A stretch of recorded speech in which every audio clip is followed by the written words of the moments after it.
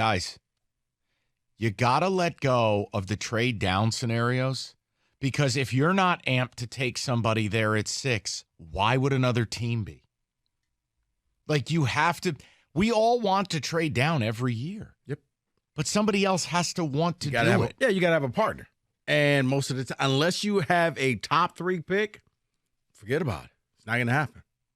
They don't need another wide receiver high in the draft. They'll have Williams after 6 games and had a top 5 offense with him only having 1 catch last year. Calm down, everyone. Boy, if I get another calm down everyone ticket text, I'm going to put my foot so far up your digital ass, I'm not panicked. Christ, I said maybe we just signed some stiff out of free agency. You know, do me a favor. Q-tips. Buy some. It's a concern. And what always amazes me is for the Lions fans, there was only a 9-game season. The other games didn't happen, didn't count. And it's like, no, momentum doesn't carry. The same reason why Lions fans don't think that Minnesota will be this lucky and they're going to fall down. Right. But what about you? Oh, no. We're going to continue that momentum, and we're going to keep winning because that's how we ended the season. You don't know. So you need to, you know what? Maybe let's mitigate this. Let's bring in some people so that we can have a better opportunity to win games. Like, pick the Philadelphia Eagles. We all think they're a Super Bowl team, right? They all had top offense in the NFC, one of the top offenses in football, right? If news came out today that Devontae Smith got suspended for gambling for 6 games, do you not think the logical conversation is, damn, that's going to hurt us? Yeah. Damn, that's a bad break. That's not panic. No one's saying move up and go take Jerry Rice. But, guys, you know, you got to get comfortable with the new world, which is you love it when people say nice things about you. I think you're going to win the division and we're going to have a home playoff game. Well, there's a cost. When someone on your team does something that is just brain dead, it's okay to say, all right, that's a problem, and have a conversation about whether they should do something about it or not. Now, if you're mad at Rico because he said, hey, at pick 18, if a 6'3", 220-pound receiver's available, I would take him. That's your business to be angry. But I'm not going to yell at him for that. I would sign someone from the bargain bin. No, imagine what you can do. You say, well, they won all those games. He only had 1 catch. Imagine if you had a receiver who actually was on the field making catches. Right. I'm trying to win 12 games this year. Right. And you just said it, because I wonder what the contrast is of how many people are saying calm down are of the belief where it's not all in and they aren't a team that can make noise this year versus they are all in. Right. I'm trying to go to a Super Bowl. Thank you. And I don't apologize for it.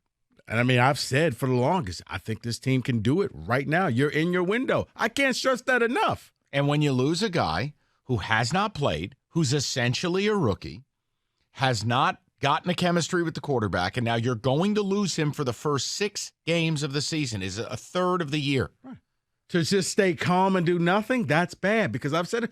David, you've seen winning. Mike, you've seen winning. I've seen winning. You know when you see a team with potential to do nothing, in my opinion, you're banking on a lot of luck, because if anything happens to any of your receivers, yeah, good luck waiting till week 7. And you can peruse the free agent list. I'm not going to, pound my fist on the table for any one player, but like right now, if you found out tomorrow they brought in Sammy Watkins, you'd feel better about your situation. Would you? Well, he'd probably get hurt signing the contract. He'd probably stab himself with the pen or something accidentally, but the point is, take my strong hand. Take the pen. Yeah, I got a great Sammy Watkins injury story. I'll tell it to you in the break. Okay. Because it's not fair. 248-5399. Cookies knows about it. We'll go to the people, though. I believe Darius is next, 97.1. Hi, Darius. How are you? Hey, Mike. Hey, first and foremost, Mike and Rico, I never thought I'd listen to 2 Sparties and actually enjoy listening to the radio. I will give you that. That's what we do, Darius. We change hearts and minds. Personal growth on all our parts. Yeah, no, it's all good. I just had one thing to say. I was going to first blame the NFL and say they need to get some guys in position to stop these guys from gambling. But no, these guys are dumb. But I want to say the Lions, man, they're just like the movie Life. They just can't get right. You're in prison, but you sleep with the warden's daughter. You just can't get right. I mean, it worked out for that guy, but not for everybody else. That's all. I just had to say that. Let me ask you a question, Darius. What do you do? Huh.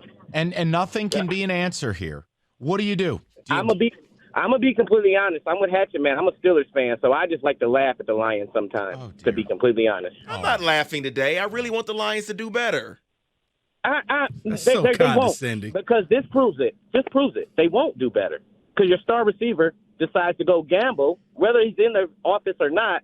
You're gambling. Your teammates just got caught for this. You know what, Darius? Let me say this.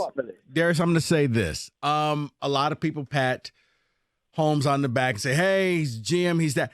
This offseason, he's going to really prove and earn his money.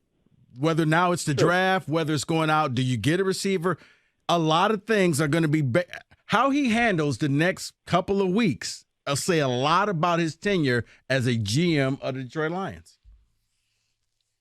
And listen, they made a major move to move up and get this kid.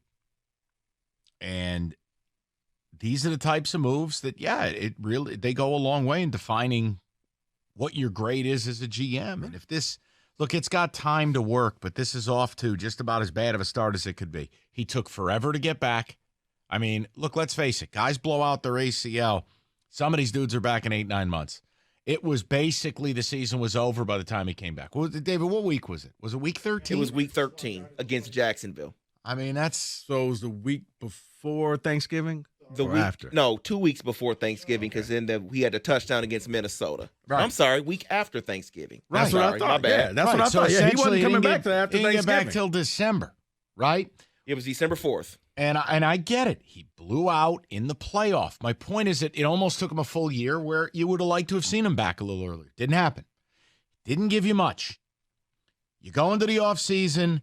He wasn't totally in on OTAs and the throwing stuff. He did some of it, but there was enough of all right, would like to see a little more. And now you know he won't be there until late October. It's a problem. There's no other way around it. And I'm not going to panic. I'm not like, oh, my God, let's move up and take a receiver. But no, I'm not laughing at people who want one. It's not a panic move, but they'll be fine without him. Look at guys. Last year was last year. You got to leave it behind. You got to leave it behind because you know what else people have on you now, guys? They have tape. They know Ben Johnson. They know what you're going to do. They know your tendency. And here's the thing. I don't think that people are going to just look at the Lions and say, oh, that's our homecoming game. We can just walk in there and win. You got the NFL's attention. Congratulations. Responsibility now comes with that. Teams are going to be better prepared for you when they play you. And for those who say, no, not really. Hey, Carolina needed that game like oxygen. What did they do to you? Christmas Eve. Because they were still in the playoff hunt. No, you came in as the team that had everything to lose. Yep. And a bad team decided they were going to show up that day. They were going to play. They wanted to ruin your year, and they did. 248-539-9797.